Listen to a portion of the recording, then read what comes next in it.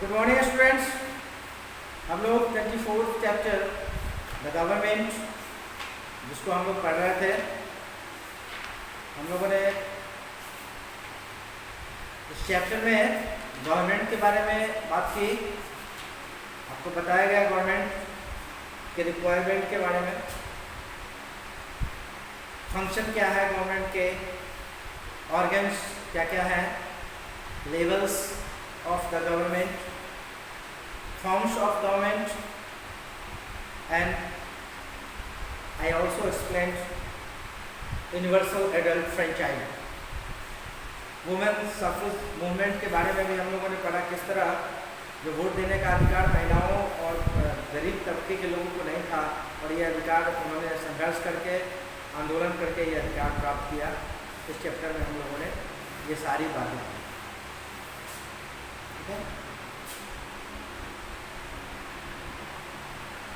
उसके बाद objective type questions को देखेंगे हम लोग,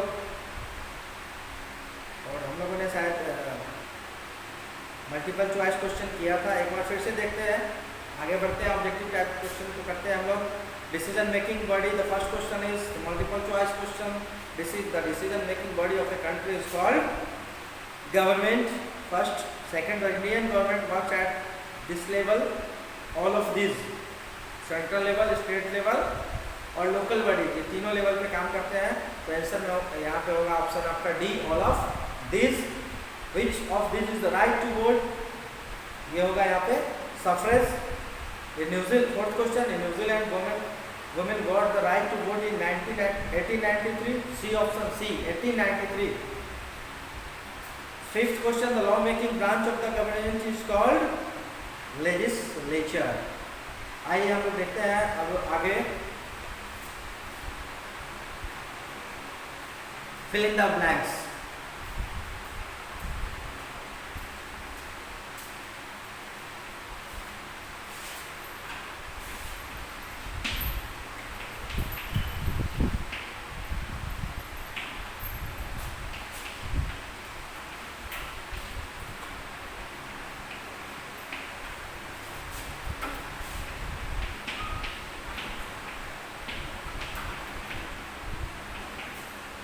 और उसमें मैं डायरेक्ट यहाँ पे आंसर लिखूंगा बोर्ड पे। फर्स्ट है, a dash has to maintain international relations with other country. A dash has to maintain international relation with other country. क्या होगा यहाँ पे, गवर्नमेंट हैज टू मेंटेन, है ना, international relation with other countries. ठीक है, आपने अगर चैप्टर पढ़ा है तो आप यह आपको बात पता होगा आसानी से। आप जानते होंगे कि गवर्नमेंट का काम है दूसरे देशों से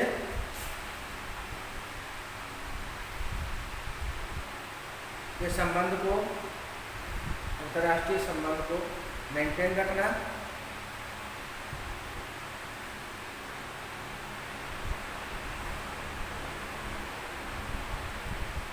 यहाँ पर लिखते हैं फर्स्ट आंसर है government.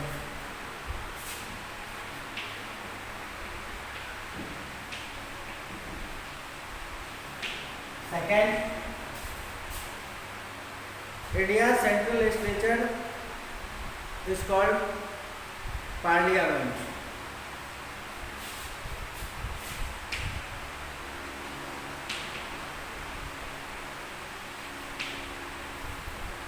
Third, Dash is the highest court in India, Supreme Court.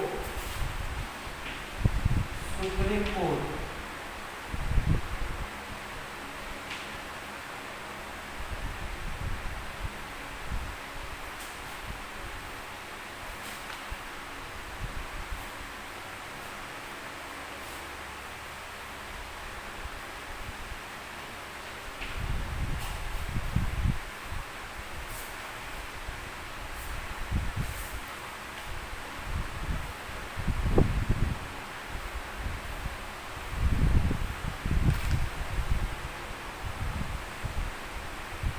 ठीक है, सुप्रीम कोर्ट हो गया।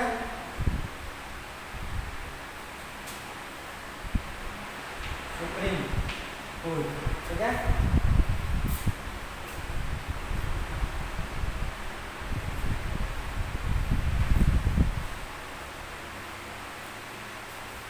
नेक्स्ट क्वेश्चन है, India we have franchise, universal adult franchise.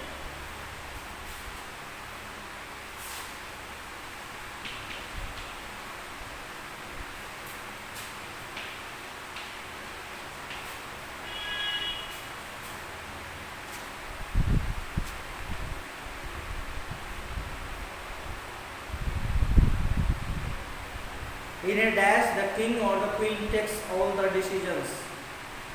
In a dash, the king or queen takes all the decisions. ये हो जाएगा forms of government का, ये इसमें हो जाएगा मोनार्की।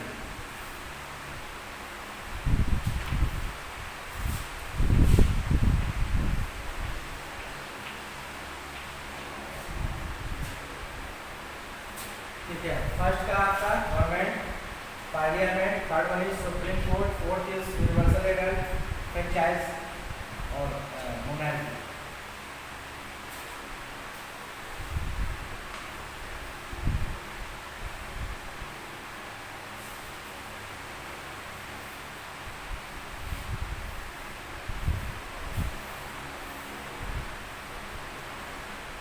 यहाँ देखिए सी में आपका कंप्लीट द क्रॉस वर्ड है ना, क्रॉस वर्ड को करना है, ये आप कर सकते हैं।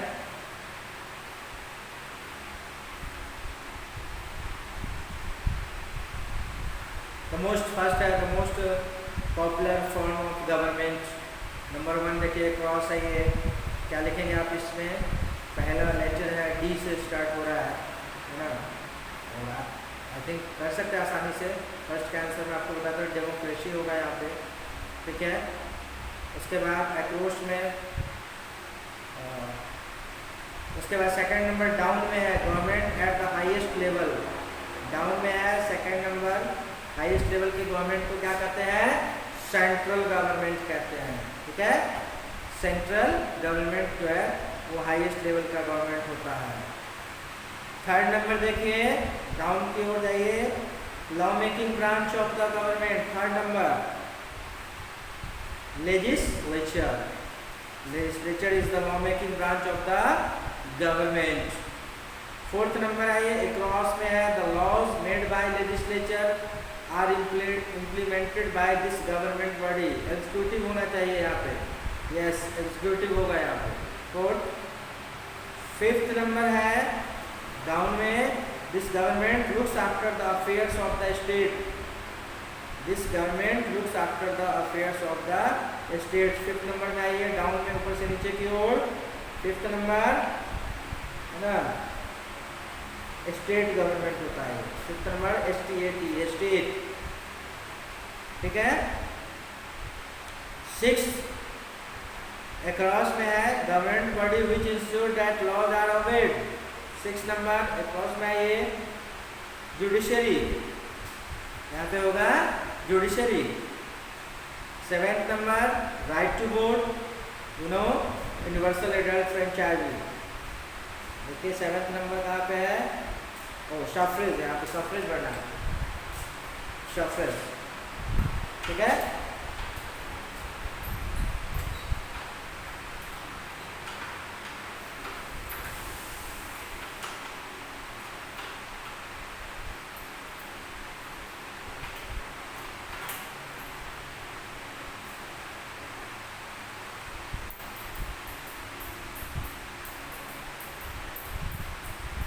इसके बाद आपका very short answer type questions,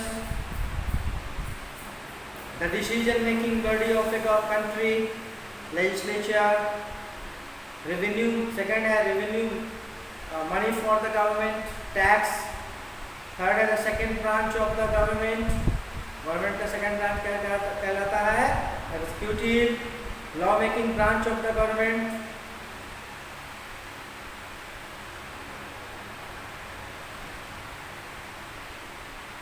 फिर से एक बार देखिए जरा, फर्स्ट है the decision making body of a country, यहाँ पे होगा गवर्नमेंट फर्स्ट में, सेकंड है revenue money for the government, यहाँ पे टैक्स होना चाहिए। थर्ड है the second branch of the government executive. Fourth है law making branch of the government legislature, ठीक है। और number of states in India, वर्तमान समय में 28 स्टेट्स है भारत में।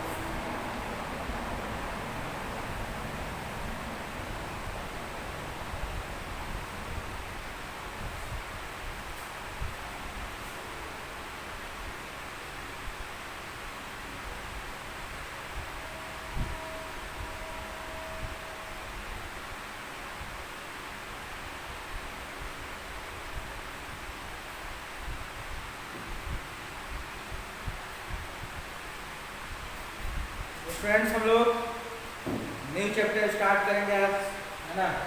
न्यू चैप्टर में क्वेश्चन से रह गया है तो उसको हम लोग आगे देखेंगे। फिलहाल हम लोग नया चैप्टर स्टार्ट कर रहे हैं, 25th चैप्टर, और चैप्टर है की एलिमेंट्स ऑफ डेमोक्रेटिक गवर्नमेंट। अभी हम लोगों ने फॉर्म्स ऑफ गवर्नमेंट में पढ़ा, डेमोक्रेटिक गवर्नमेंट के बारे में पढ़ा, और हम लोग इस चैप्टर में की एलिमेंट्स ऑफ, क्या खासियत है, क्या की एलिमेंट्स हैं इस डेमोक्रेटिक गवर्नमेंट के, क्यों इतना पॉपुलर है, इसके बारे में हम लोग चर्चा करेंगे इस चैप्टर में।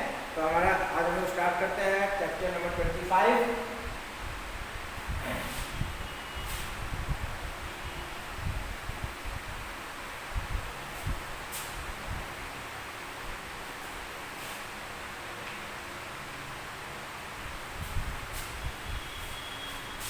की elements of democratic government.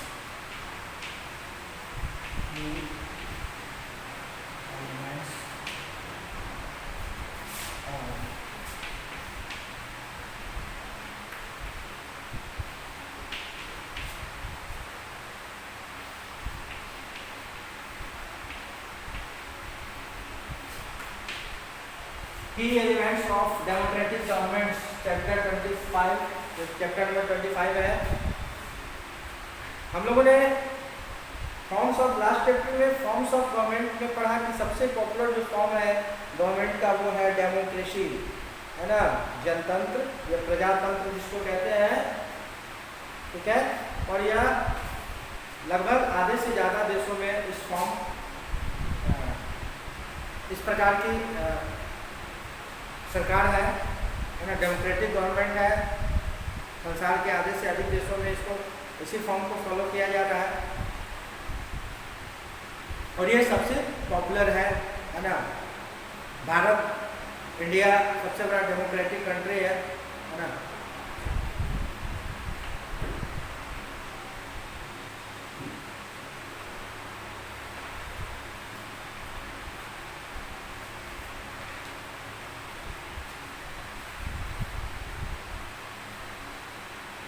India has the largest democracy in the world, ठीक है। इसके बारे में हम लोगों ने लास्ट चैप्टर में ही बात की थी।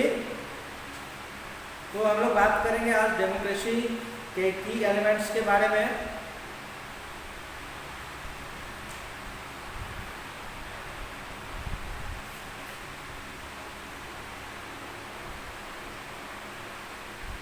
Yes, India is the world's largest democracy. हम लोग बात करेंगे कि डेमोक्रेसी इतना पॉपुलर क्यों है, क्या फीचर्स हैं इसके, है ना, क्या की एलिमेंट्स है, उसकी बात करेंगे।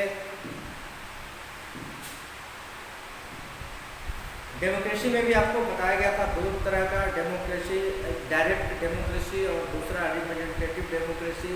हमारा देश जो है, हमारे देश का जो शासन है वो रिप्रेजेंटेटिव डेमोक्रेसी को फॉलो करता है, उस पर बेस्ड है।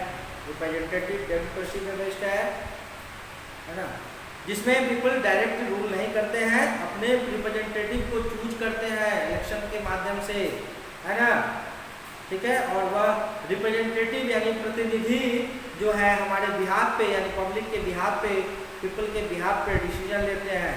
The adult citizen choose the members of the government from among themselves, you know it's about this.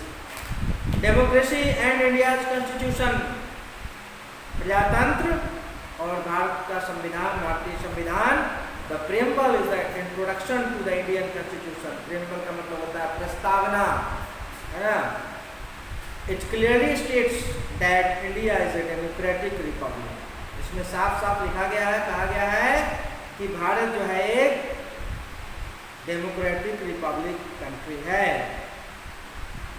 It means that India is a democratic country with an elected head of the state. It also state that the constitution aims to give to all the Indian citizens. क्या क्या है इसमें? Social, political and economic justice, freedom of thought, expression, belief, faith and worship, जो अधिकार दिए गए हैं भारतीय संविधान के द्वारा लोगों को, है ना। इसमें social, political and economic justice, freedom of thought, विचारों की आज़ादी, स्वतंत्रता, एक्सप्रेशन की आज़ादी, बिलीफ, फेथ, वर्शिप, इनकी आज़ादी हमें संविधान के द्वारा दी गई है। Equality of status and opportunity, बराबर का अधिकार, है ना। Fraternity, assuring the dignity of the individuals, भाईचारा, ठीक है।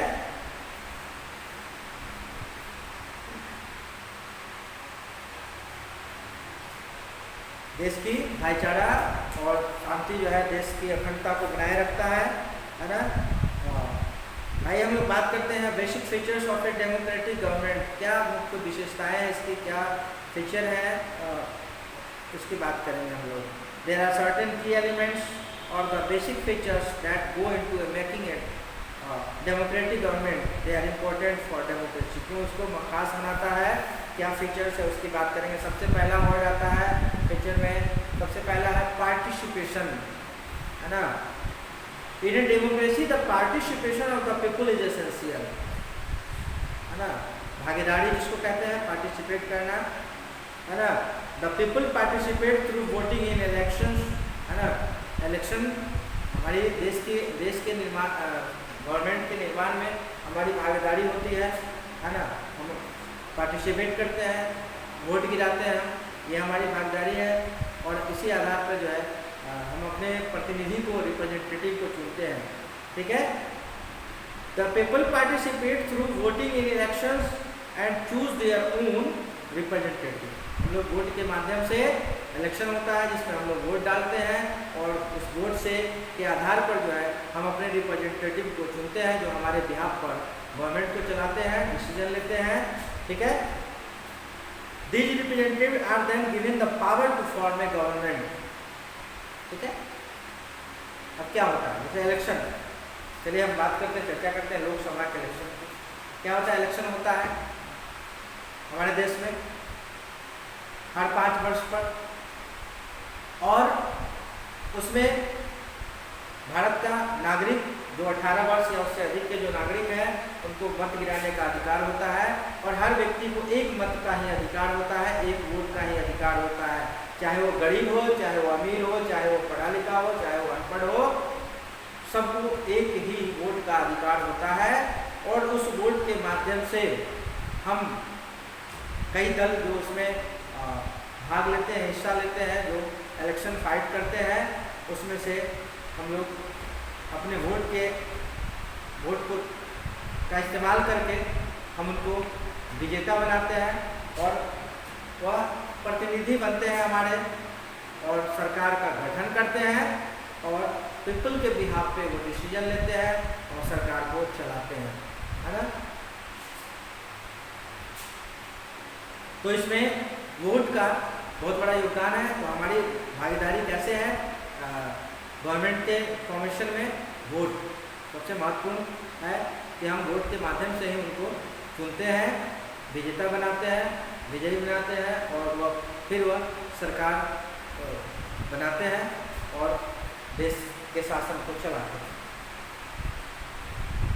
5 इयर्स का कार्यकाल होता है ना। These representatives are then given to power to form a government. The government thus formed remains in power for a fixed period of time. 5 साल के लिए बनाया जाता है ना। और in our country this period is of 5 years. After the end of that period the elections are held again. और प्रत्येक 5 वर्ष पे 5 साल अगर शासन चल गया, सरकार बहुमत में है, तो 5 वर्ष तक सरकार चलती है। 5 साल का 5 इयर्स का उनका पीरियड होता है, टर्म होता है, और फिर 5 इयर्स के बाद फिर से इलेक्शन होता है। फिर से हम लोग अपने वोट का अधिकार करते हैं। अगर हम लोग पिछले गवर्नमेंट से सेटिस्फाइड है तो फिर से उनको बनाते हैं। अगर सेटिस्फाइड नहीं है, पब्लिक सेटिस्फाइड नहीं है, तो उनको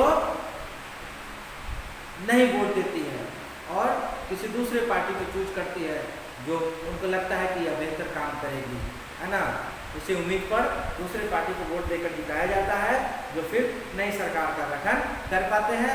अगर पब्लिक को लगता है कि जो पिछली सरकार थी उसने अपना काम सही से किया, उसने अपने दायित्व को सही से निभाया, तो हम लोग वापस से, जैसे अभी जो वर्तमान में जो सरकार है, श्री नरेंद्र मोदी जी की सरकार है, हमारे प्रधानमंत्री है, माननीय प्रधानमंत्री, ये दूसरे टर्म में प्रधानमंत्री बने। फर्स्ट टर्म में इन्होंने अपने 5 साल पूरे किए और फिर लोगों का विश्वास जीता और लोगों ने दोबारा से इनको फिर से अपने प्रतिनिधि के रूप में चुना, है ना। इनकी पार्टी को चुना, इनकी पार्टी ने इनको चुना। और इनडायरेक्ट रूप से कहें तो हम लोगों ने ही जिन्होंने जो भारत की जनता जिन्होंने वोट देकर जिताया और डायरेक्ट, तो इन पर विश्वास किया इनकी सरकार पे और फिर से इनको मौका दिया। तो इस कंडीशन में दोबारा भी चुना जा सकता है। हम लोग चुनते हैं। अगर लगता है कि नहीं, ये सरकार इसने 5 वर्षों में हमारे लिए, जनता के लिए कुछ नहीं किया, तो इनको दोबारा से वोट नहीं दिया जाता है और यह इनको शासन व्यवस्था से बाहर किया जाता है ना। और यह पावर हमारे पास है, यानी पब्लिक के पास है, पीपल के पास है कि हम किसको चुने और किसको ना चुने। ठीक है। तो 5 साल का कार्यकाल होता है। 5 साल पूरा होने के बाद फिर से इलेक्शन होता है, फिर से चुनाव होता है और फिर से हमें एक और मौका मिलता है कि हमने पिछली सरकार के काम के बारे में हम उस पर विचार करें और हम उनको उसी आधार पे हम उनको वोट दें। ठीक है।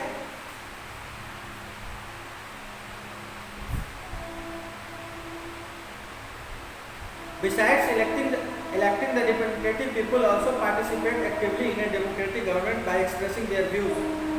प्रजातंत्र में जो हमारे देश का जो गवर्नमेंट है, जो हमारे देश की शासन व्यवस्था है, उसमें हमें यह अधिकार दिया गया है कि हम अपने विचारों को व्यक्त कर सकते हैं। गवर्नमेंट के खिलाफ भी वो जा सकते हैं, बोल सकते हैं, अपने विचारों को व्यक्त कर सकते हैं, है ना। Government views openly on government policies and even criticising them. हम उनकी आलोचना, सरकार की आलोचना करने का भी अधिकार हमको दिया गया है संविधान के द्वारा, तो हम उनकी आलोचना भी कर सकते हैं, अपने विचारों को खुलकर रख सकते हैं। इसकी रोक हमें नहीं है। ठीक है। They can express their views through media like newspaper. देखते हैं आप, न्यूज़ में देख सकते हैं, न्यूज़ चैनल पे आता रहता है ना। और ये एक अंग है, अभिन्न अंग है ये। अगर सरकार की आलोचना नहीं हो तो सरकार ठीक ढंग से काम नहीं कर पाएगी।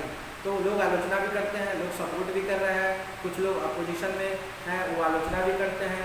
ठीक है। तो यह एक हिस्सा है। ठीक है। डायरेक्ट प्रोटेक्ट्स लाइक रैलीज, अगर हम उसके कार्य से संतुष्ट नहीं है, गवर्नमेंट के कार्य से, तो लोग प्रोटेस्ट में जो है रैली करते हैं, स्ट्राइक करते हैं, धरना देते हैं, सिग्नेचर कैंपेन करते हैं। ये सारी चीज़ उसके अगेंस्ट में करते हैं ताकि इस पर सरकार का ध्यान जाए और वह अपनी गलतियों को, कमियों को सुधारे और जनता के हित में काम करे। ठीक है। बाकी की बातें हम लोग नेक्स्ट क्लास में कर पाएंगे। आज की क्लास में इतना ही संभव हो पाया है, तो हम लोग नेक्स्ट क्लास में फिर आगे चर्चा करेंगे। बहुत सारी चीज़ें हैं, बहुत सारे टॉपिक हैं, जैसे फ्रीडम है, जस्टिस एंड इक्वालिटी है, इसकी चर्चा हम लोग नेक्स्ट क्लास में करेंगे। तो आज के लिए बस इतना ही। Thank you and have a nice day.